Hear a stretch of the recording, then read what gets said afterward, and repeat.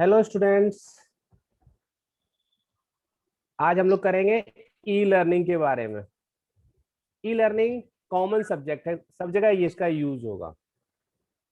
Common topic है, जब भी कहीं भी पढ़ेंगे आप बीएड एमएड सब जगह ई लर्निंग के बारे में पढ़ा जाता है।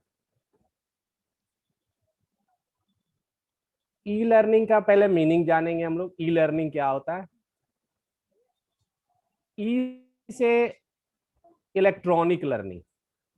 ई मतलब इलेक्ट्रॉनिक लर्निंग, तो लर्निंग हो गया।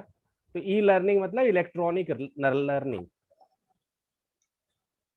1963 में लस्किन installed the first computer in a community college for instruction as computer assisted instruction। मतलब 1963 में एक लस्किन साइंटिस्ट थे, उन्होंने सबसे पहले अपने कॉलेज में एक कंप्यूटर इन्होंने इंस्टॉल किया।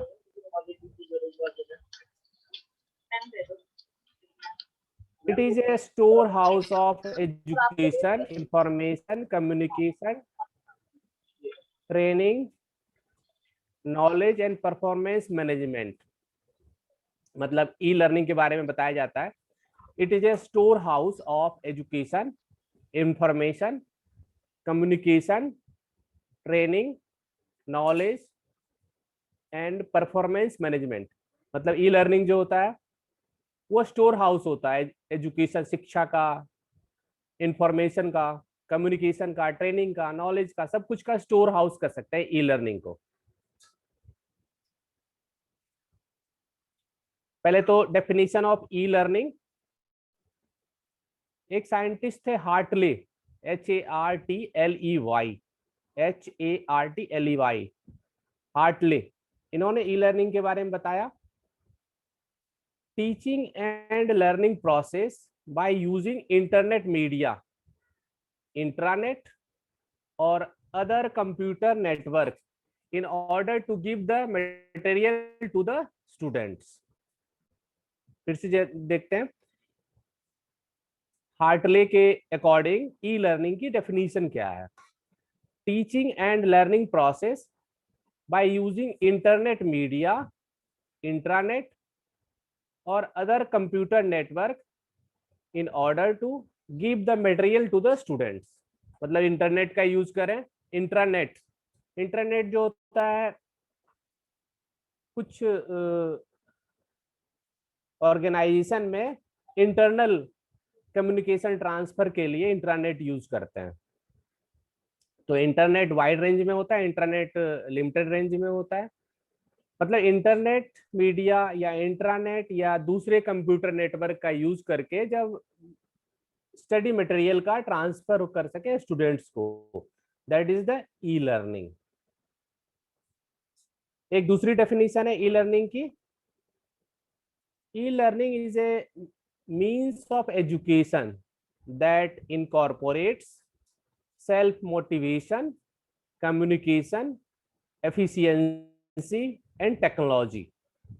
मतलब ई लर्निंग एक एजुकेशन का माध्यम होता है, means of education that incorporates self motivation, communication, efficiency and technology.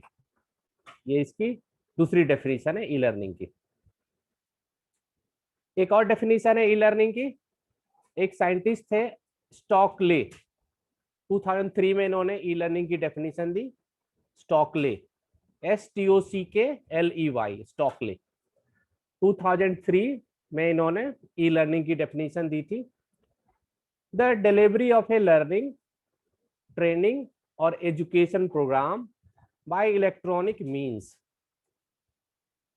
The delivery of a learning, training and education programme by electronic means.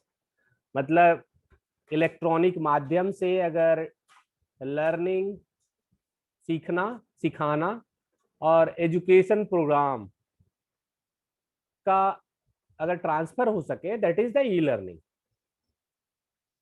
E learning involves the use of a computer or electronic device में mobile phone भी, in some way to provide training, educational or learning material.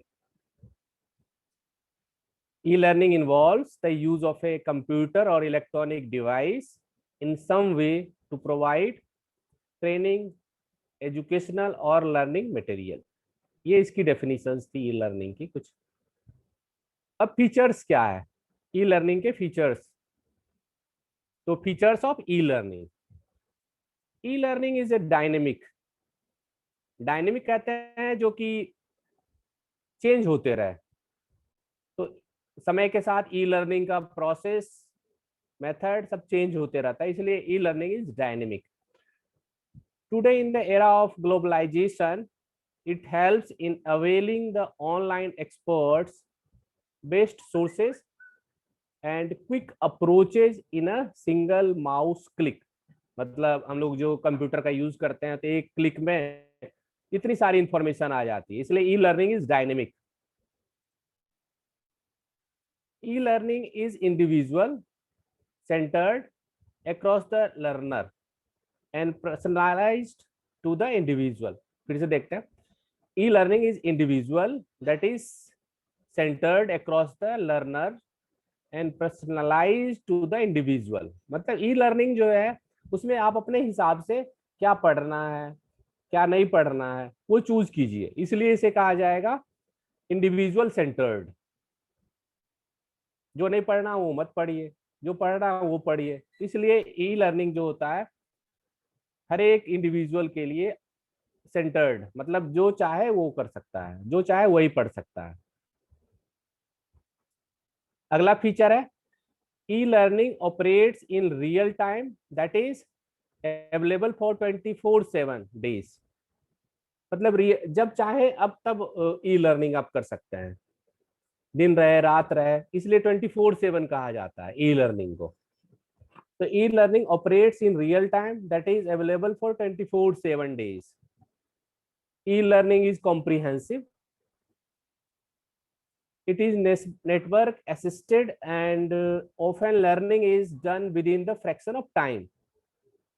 Fraction of time में सारी चीजें information आपको available हो जाती है, इसलिए कहा जाता है कि learning is done with in fraction of time. blend of learning methods such as virtual classroom, simulation, community and even a classroom। मतलब ई लर्निंग जो है वो virtual classroom, simulation, community and classroom का ब्लेंड है, मतलब mixture है। अब इसका एडवांटेज क्या है ई लर्निंग का? Learning of advantages of E learning, पहला reduced overall cost. Overall cost जो है वो कम खर्चे में हो जाता है। आपको इंटरनेट का कनेक्शन चाहिए सिर्फ, जो कि आजकल बहुत सस्ते में आ गया। तो reduced overall cost, learning times reduced, learning time भी रिड्यूस हो जाता है। जब चाहें, जब आपको टाइम मिले तभी आप लर्निंग कर सकते हैं, इसलिए learning times reduced. Increased retention, मतलब बहुत दिनों तक या देर तक आप इसको रिटेन कर सकते हैं, बार बार सीख सकते हैं, बार बार देख सकते हैं, इसलिए इंक्रीज्ड रिटेंशन। कंसिस्टेंट डिलीवरी, मतलब लगातार डिलीवरी होती रहती है। ऑन डिमांड अवेलेबिलिटी, फ्लेक्सिबिलिटी, मतलब जब चाहे आपको अवेलेबल हो जाएगा ई लर्निंग मेथड से। एक्सपर्ट नॉलेज, सेल्फ पेसिंग, मतलब जिस मर्जी से आप चाहें उसी रफ्तार से सीखें, तो self pacing. Confidence, transportation cost and time saving, reducing environmental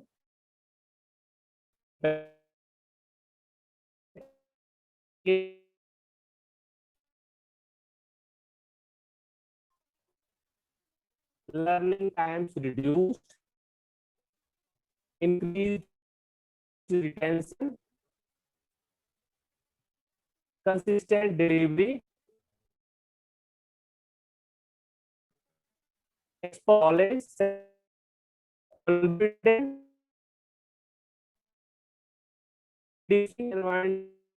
सारे लर्निंग के एडवांटेज हैं। इसके डिसएडवांटेज भी है कुछ।